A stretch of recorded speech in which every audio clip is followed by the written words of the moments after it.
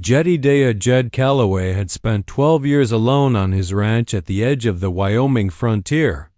The land was wide, harsh, and unforgiving, much like the life he had chosen. The nearest town was 2 days by horse, and the winter winds cut like knives across the open plains. He had built the ranch with his own hands after the war took everything else from him: his youth, his family, and his faith that life could be anything other than survival. Each morning began before sunrise. Jed fed the horses, checked the fences, and tended to his small cattle herd. His days were predictable, ruled by weather and muscle memory. The nights, however, were the worst. After the lamps were extinguished and the coyotes began their lonely songs, silence crept into his bones. He ate alone. He prayed alone. He slept in an empty house built for a family that never came. For years, Jed told himself that solitude was a fair price for freedom. Women belonged to another world, towns, families, warmth. He had nothing to offer but calloused hands, a quiet nature, and a stretch of land no one else wanted. But winter after winter, the loneliness grew heavier. His ranch hands came and went.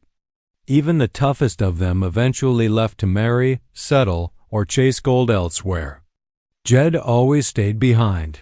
One night, during a rare trip to town for supplies, Jed overheard two men speaking in the general store about mail-order brideswomen from the East or overseas willing to marry frontier men in exchange for stability. The concept sounded unreal to him at first, almost shameful. Marriage by letter? By transaction? It felt desperate, yet the idea followed him home like a shadow. That same week, his longtime cook and only steady companion, old Raymond, announced he was leaving to live with his daughter back east. The ranch would now be completely silent. The final piece of human warmth in Yet's life was slipping away. For the first time, Jed sat at his rough wooden table not just as a man enduring loneliness, but as a man afraid of ending his life in it. The decision to order a bride did not come quickly. It grew slowly, painfully, like a confession he avoided making even to himself. For weeks he read advertisements sent through a frontier matchmaking service. Some women wanted wealth. Others demanded fine homes and town living. Jed skipped them all. He was not rich. He had no fancy home, only a weather-beaten ranch house with solid walls and a leaky roof. Then he found her letter. It was simple, respectful, honest. The woman did not promise beauty or fantasy. She wrote of hardship, of responsibility, and of wanting a place to belong. She said she was not afraid of work, not afraid of wind or dust, and not afraid of a quiet man so long as he was kind. Her name was Eleanor Whitfield. Jed reread that letter more times than he could count.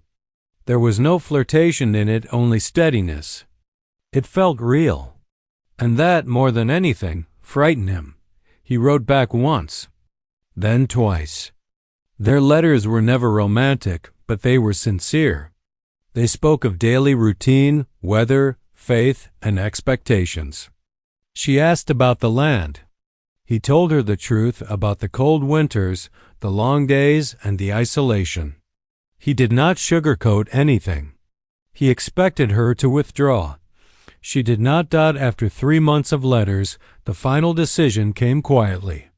Jed stood in the barn one evening while the sun sank red behind the hills and realized that he no longer feared disappointment. What he feared now was never trying. He arranged the travel. The agreement was practical and clear. She would arrive by train at the nearest station in 4 weeks. If, upon meeting, she wished to return, he would pay her fare with no questions asked. There would be no binding obligation, only choice. Deep inside, Jed expected a plain, tired woman, someone worn down by circumstance, someone like himself. He had mentally prepared himself for duty, not wonder. For responsibility, not surprise. And he was perfectly content with that. What he did not expect was that the woman stepping off that train would challenge everything he believed about himself. about love, and about what his lonely life was truly worth. For the weeks leading up to her arrival, Jed prepared the house like a man preparing a confession. He repaired the broken window. He built a second bed frame. He even planted flowers in awkward, clumsy attempt at beauty that left his hands blistered and trembling, not from labor, but from hope. On the night before Eleanor's arrival, Jed did not sleep. He sat on his porch watching the stars and wondering if this decision would save him or break what little remained of his quiet heart. By morning, he saddled his horse and rode toward the train station with a chest full of steady fear and silent prayers. The train whistle in the distance sounded like the opening note of a life he could not yet imagine. The train arrived at exactly noon, shrieking like a living thing as it slowed at the dusty frontier station. Steam rolled across the platform in thick white clouds, hissing and drifting like ghostly curtains. Jed reined in his horse at the edge of the crowd, his hands stiff on the leather. His heart pounded harder than it ever had in any storm, stampede, or gunfight. This was the moment his quiet life would bend, or shatter. He scanned the platform as passengers began to disembark. Families reunited in emotional rushes. Merchants barked orders. Porters hauled crates. Women in traveling dresses clutched hat boxes and bundles. For a brief, panicked second, Jed wondered if she would even recognize him. His letters had described his height, his build, the scar at his jaw, but words felt painfully small now. Then he saw her. At first, he noticed only the stillness. While everyone else flowed like hurried water, one woman remained standing at the train's iron steps as if absorbing the land itself before touching it. She held a single leather suitcase in one hand. The wind caught the edge of her cloak, revealing a soft blue traveling dress beneath, dusted at the hem. She was not what Jed expected, not the beaten-down woman of disappointment, not the frightened girl of desperation. She was composed, poised in a way that did not belong to the frontier at all. Her posture was straight, her chin lifted, and when she finally descended the steps, her movements were steady, unafraid. Sunlight touched her face, and the breath stalled in Yet's chest. Eleanor Whitfield was beautiful, but not in a way that felt decorative or fragile. Her beauty was quiet and strong, carried in the calm set of her features, in the clear intelligence in her eyes, in the unshakable sense that she had chosen to be here. Jed had expected duty. What stood before him felt like a storm. For several seconds, he did not move. He simply stared, rooted to the hard-packed dirt of the station. Every sensible thought vanished from his mind. He became acutely aware of his dust-covered coat, his worn boots, the scent of horse and leather clinging to him. Compared to her, he felt suddenly crude, like the land itself standing beside a finished painting. Eleanor looked around once more. Then her eyes found his. She studied him with the same quiet courage she had carried down the steps. She did not smile immediately. She simply observed his height, his scar, the weathered set of his face. There was no fear in her gaze, only consideration. Jed dismounted far too stiffly, his knees protesting. He removed his hat, gripping it in both hands like a nervous boy. "Miss Whitfield?" he asked hoarsely. She nodded, a soft motion of certainty. "Mr. Calloway." Her voice was gentle but steady. It reached him in a way rifle fire never had. For a moment, neither of them spoke. The noise of the station faded into something distant and unreal. The only thing that felt solid was the space between them. I didn't expect," Jed began, then stopped himself. What he meant was, I didn't expect you to be this composed, this striking, this alive. Eleanor tilted her head almost imperceptibly. "You may speak plainly, Mr. Calloway. I value honesty." Her words were calm, but they pierced him with precision. He swallowed. "I didn't expect you to look like you chose this." She considered that. Then her lips curved into the faintest smile. "That is because I did." Those 4 words unsettled him more than any surprise could have. He took her suitcase without asking. It was lighter than he expected, suggesting she had left most of her life behind with deliberate finality. As they walked toward his horse and wagon, the crowd faded away. Dust swirled around their boots. The wooden creak of the platform echoed under distant wheels. The ride back to the ranch took several hours. The road stretched wide and open beneath a sky that seemed endless. At first, silence walked between them like a careful guest. Jed worried that he had already failed her, that she might be regretting the journey with every mile they traveled. But Eleanor was not silent from fear. She watched the land with deep attention. She studied the hills, the sparse trees, the way the wind bent the grass like waves. When she finally spoke, it was not to complain. "This land is vast," she said. "It gives the impression of loneliness, yet it breathes as though full of life." Jed glanced at her, startled by the poetic truth of her words. "Most folks just say it's empty. Most folks do not listen closely enough," she replied. He did not know how to answer that dot when they reached the ranch. Dusk was falling. The house stood modest against the wide plains, solid, lonely, honest. A place built for endurance, not comfort. Yet's heart tightened as he imagined her disappointment. He braced for it, but Eleanor did not recoil. She stepped down from the wagon and walked slowly across the packed dirt yard. She touched the railing of the porch, then looked up at the oil lamp hanging by the door. Her gaze held neither alarm nor dismay, only quiet assessment. "This is where you live," she said. Double quotes, "Yes, ma'am." She turned to him then, eyes searching his face, not for wealth or luxury, but for truth. "And this is truly the life you described to me in your letters?" "It is," Jed answered firmly. "No finer than this. No easier than this." She nodded once. "Then you have not deceived me." Inside the house, she took in every detail with thoughtful care: the rough-hewn table, the single shelf of books, the patched quilt on the bed. She touched nothing without reflection. It was as though she was not just entering a home, but reading the story of a man in the grain of the wood. The moment of reckoning came quietly. Eleanor set her suitcase near the wall and turned to face him. The space felt suddenly heavy with unspoken truth. "Mr. Calloway," she said, "before anything else, let us be clear. I have come here not as a burden seeking shelter, but as a woman seeking partnership. If that is not what you desire, I will return tomorrow with no bitterness." Yet's chest tightened. He had expected uncertainty, fear, perhaps even pleading. What he encountered instead was strength. "I won't pretend to be more than I am," he said slowly.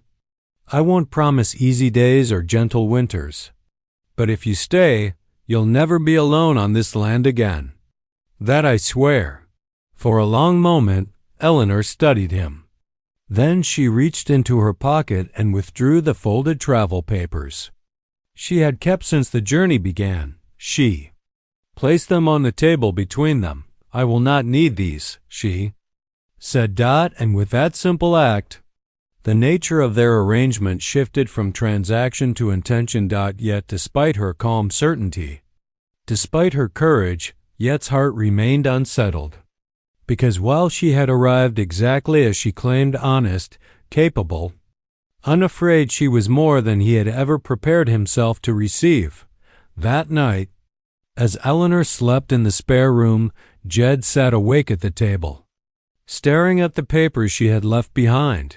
She had expected a rancher. She had arrived for a future, and he was now forced to realize that what he had ordered in quiet desperation had just demanded everything he thought he could safely keep buried. The first morning Eleanor woke on the Calloway ranch arrived with pale gold light spilling through the small windows. The wind had softened overnight, leaving frost on the porch railings and a sharp bite in the air. Jed had been awake since before dawn, as he always was. But today his routine felt different, deliberate, conscious. Unsettled. He brewed coffee twice as strong as usual and laid out what little breakfast he could manage: salt pork, coarse bread, and dried apples. He hesitated before knocking on the spare room door. It felt strange to stand outside a closed door in his own home, knowing that behind it slept a woman whose presence already reshaped the air he breathed. When Eleanor emerged, neatly dressed and composed, she looked as though she had always belonged there. Not because the ranch was gentle, it was not, but because she carried herself like someone capable of belonging anywhere. They ate in quiet at first. The silence was not uncomfortable, only cautious. Two strangers bound by intention but still held apart by uncertainty. Jed studied the way she cut her bread carefully, conserving every motion. There was grace in it, but also discipline born from necessity.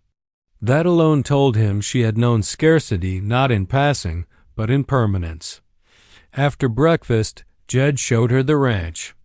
The barn, the water pump, the fenced pasture, the storage shed with its winter supplies. He expected questions about comfort. Instead, she asked about function. How many head of cattle? How often does the feed wagon come from town? What do you do when the pump freezes in deep winter? Her questions were those of a partner, not a guest. Still, there were moments when her gaze drifted toward the horizon, toward the long dirt road vanishing into nowhere. In those moments, her composure wavered just enough for Jed to glimpse something unresolved beneath it. By the third day, the ranch was tested. A violent windstorm descended without warning, carrying dust thick enough to choke the sky. Fences cracked under the pressure, and two young cattle broke free into the open range. Jed was already saddling his horse when Eleanor stepped onto the porch, her coat wrapped tightly around her. "I'm going with you," she said. "No," he replied instinctively. "It's dangerous." "So is this land every day," she answered. "And yet you live on it." Her calm left no room for argument. They rode out together into the screaming wind. Sand stung their faces. The sky darkened as if night had fallen in the middle of day. One of the cattle bolted toward a ravine, panicked by the storm. Eleanor guided her horse with astonishing control, cutting off its escape path with precision that spoke of childhood near animals, of experience, not privilege. Together they forced the herd back toward the fence line. By the time the storm eased, they were both coated in dust and exhaustion, their lungs burning, muscles trembling. Back at the barn, soaked with sweat and grit, Eleanor rested against the stall wall to steady herself. Jed watched her closely, heart tight with equal measures of pride and fear. "You shouldn't have been out." "There," he said quietly, "I should not be mistaken for."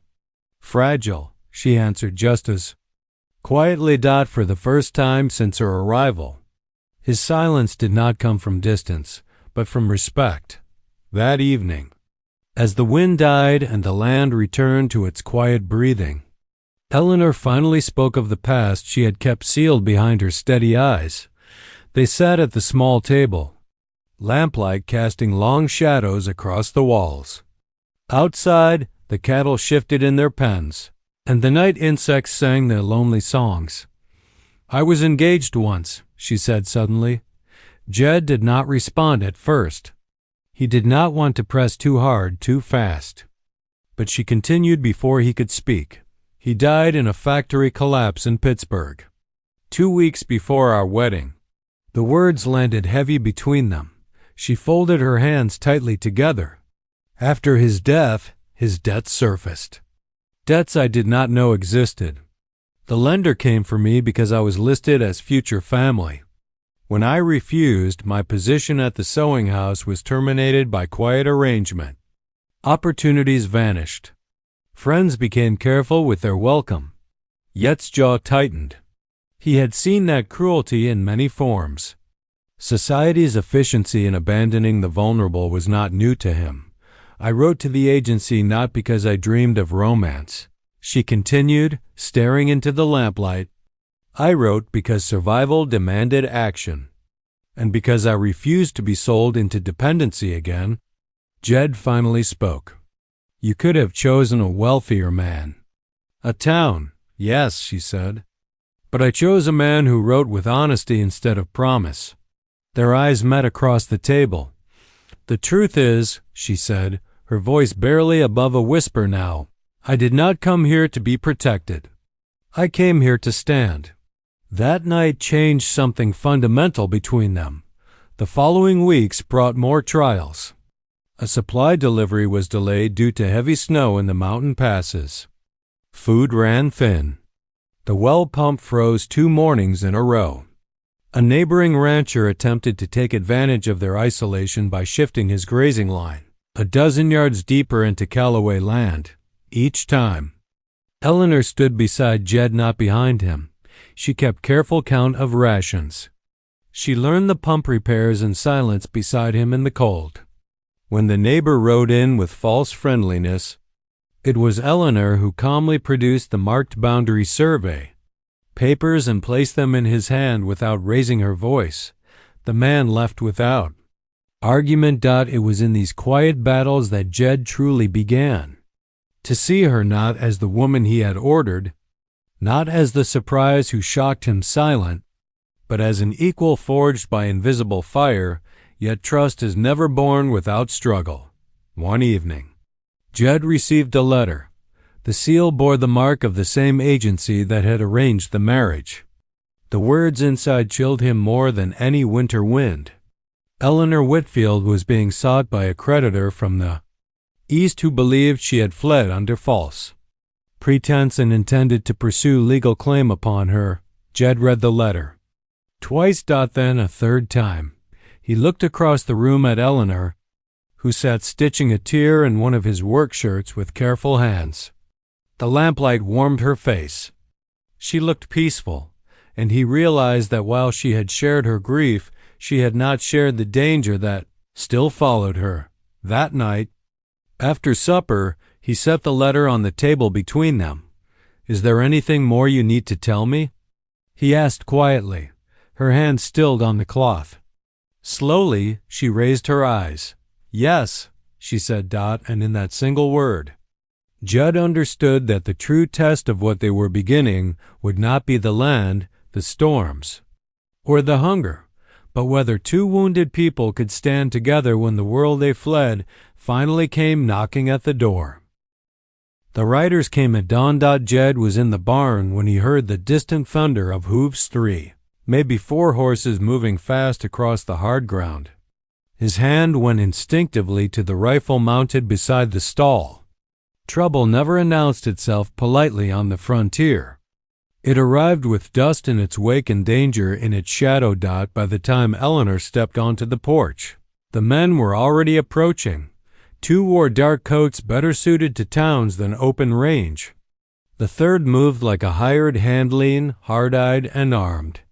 The lead rider dismounted with deliberate confidence, brushing dust from his gloves as if the land itself offended him. He tipped his hat toward Eleanor first.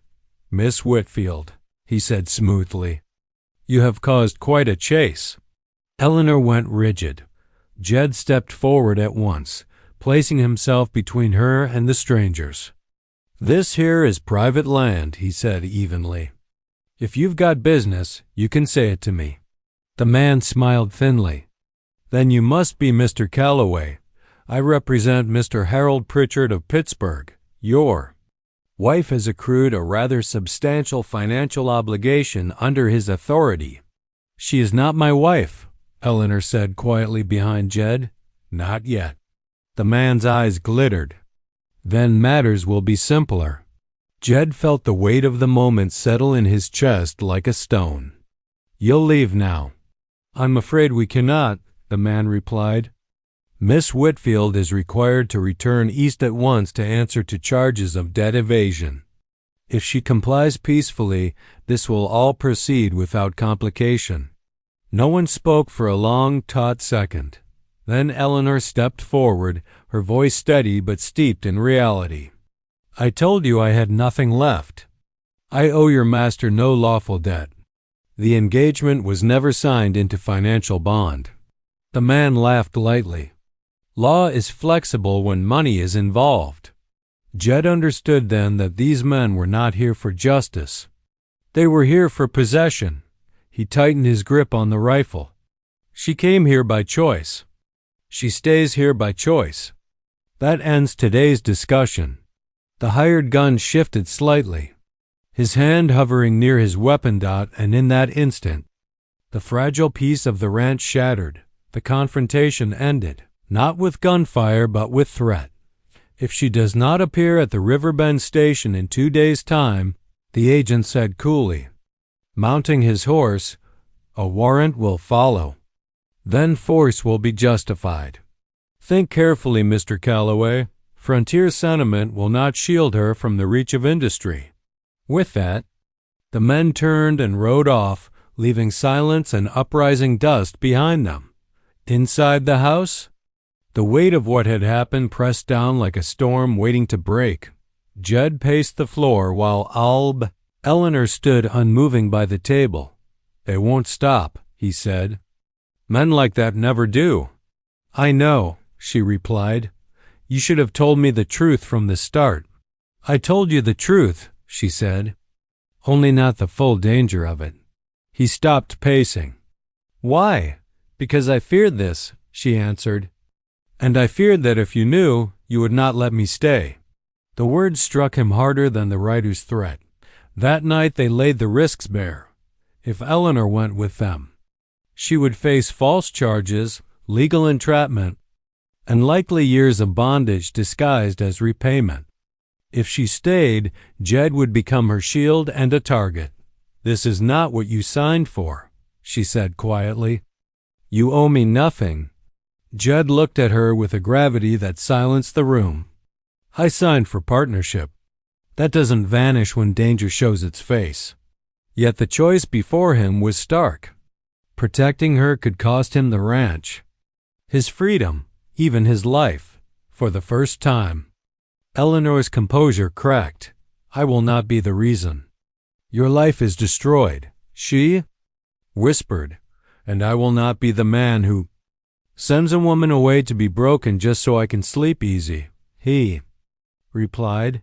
Silence swallowed them both. That night, Jed saddled a horse after dark and rode to the neighboring ranches he trusted.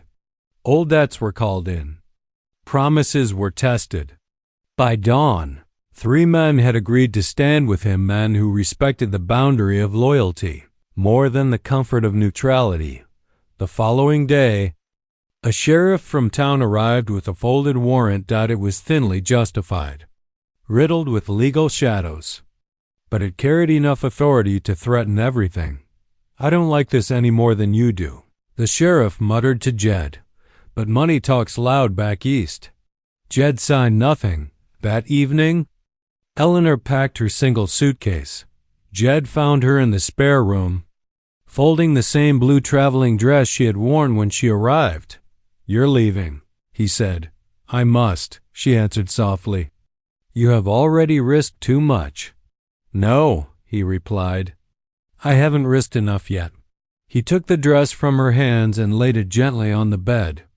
Then, before he could overthink the weight of his own fear, he made the decision that forever altered the path between them.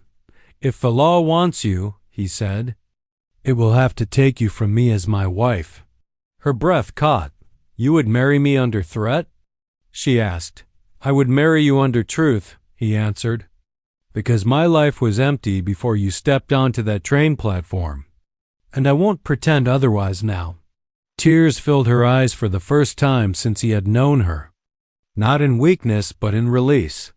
They rode into town that night. The preacher was woken from sleep. The paper was signed by lamplight. Their vows were spoken with dust still on their boots and danger still at their backs. There was no audience, no celebration, only 2 people standing deliberately in the face of consequence. The next morning, when the writers returned, They found not a lone woman, but a married one, standing beneath a rancher's roof backed by witnesses and law. The agent was furious. The hired gun was restrained. The sheriff hesitated. And for the first time, the laws that favored power met the immovable wall of community legitimacy, and a union forged not by convenience, but by resolve. Yet the threat was not fully ended, because men like Pritchard did not withdraw their claims quietly. They retreated. And they waited. Spring arrived late on the plains that year, as if the land itself was waiting to be certain the storms had truly passed. The snow melted slowly, feeding the dry earth with quiet persistence. Grass pushed through the soil in thin green lines. And with the thaw came the final reckoning Jed and Eleanor had both been waiting for. Their sudden marriage had bought them time, but not peace. Word came from town that Pritchard's legal agents had not abandoned their claim. Instead, they had begun assembling a more aggressive case, attempting to reclassify Eleanor's engagement debt as contractual fraud. It was thin, desperate law, but backed by deep pockets and influence. Jed listened to the sheriff's warning in silence. They'll send a proper attorney next, the sheriff said grimly. And when they do, they'll try to bleed you dry in paperwork if they can't take her by force. Jed nodded once, steady as stone. Then we'll be ready. What surprised everyone, including himself, was Eleanor. Rather than shrinking under the renewed threat, she became sharper, more deliberate. She gathered every document she had carried from the East letters, contracts, factory records, dismissal notices, and the original engagement papers that proved no financial bond had ever been signed. More than that, she began writing. Long, precise letters went out to every oversight office she could reach, to labor boards, to church councils, to regional business regulators. Her words were calm, factual, and unassailable. She did not plead. She presented evidence. Jed watched her in awe. This was not the Jindim, desperate woman the agents had expected to reclaim. This was a woman who had learned to survive pressure by becoming immovable. Weeks passed. The anticipated lawyer arrived with polished boots and contempt in his eyes. He demanded private conversation with Eleanor. Jed refused him entry without witnesses. The sheriff stood beside them. So did two neighboring ranchers who now considered the Callaway Ranch a line of shared resistance. The lawyer produced papers. Eleanor produced truth, piece by piece. She dismantled their claims until even the lawyer's practiced certainty began to falter. When she presented the factory's coerced dismissal letter, signed by a supervisor now under investigation for unethical practices, the man's confidence finally cracked. 3 days later, a sealed telegram arrived from Pittsburgh. Case withdrawn. All claims dissolved. No further action to be taken. The threat ended not with gunfire or blood, but with collapse. Pritchard's influence had finally met public scrutiny. His machinery of quiet coercion turned against him as investigations widened. For the first time since Eleanor had fled the East, she slept without fear. The change in the ranch came with that. Freedom. Laughter, real laughter, entered the house for the first time. The kind that surprised itself when it arrived. The kind that lingered after supper. The kind that filled corners once occupied only by wind and shadow. Jed noticed it first in the evenings. Eleanor began to read aloud from one of his few books after the day's work ended. Sometimes scripture, sometimes poetry, sometimes simply letters from town.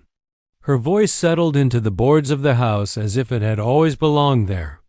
Jed realized one night, seated across from her in the lamplight, that the silence he had once worn like armor was gone, and he did not miss it. Their marriage, formed under threat, grew into something gentler and deeper than either had expected. It was not full of grand declarations. There were no sweeping romantic gestures. There was simply presence. They worked side by side. They argued in quiet ways. They learned each other's habits, the way Jed woke before dawn without fail, the way Eleanor needed a moment of stillness each evening before sleep. They did not chase perfection. They practiced patience. By summer, the ranch was thriving in ways it never had before. New pasture fencing stood straight and strong. The cattle herd had nearly doubled. With her precise bookkeeping, Eleanor uncovered inefficiencies Jed had never questioned simply because he had never learned to question them. Profit rose. Stability followed. Yet the greatest change was not in the land that had lived in the way. Jed now came home at dusk not to silence, but to waiting light. One evening, near the end of summer, Jed returned from the high range to find Eleanor standing at the porch steps, hands resting unconsciously at her midsection. He noticed the stillness in her posture at once. "Are you all right?" he asked. She smiled softly. "I believe so. But our lives are about to grow louder." It took a few seconds for the meaning to settle into him. Then everything inside his chest broke open at once. A child, for a man who had built his life around endurance instead of legacy. The idea struck like thunder. Fear and wonder collided inside him.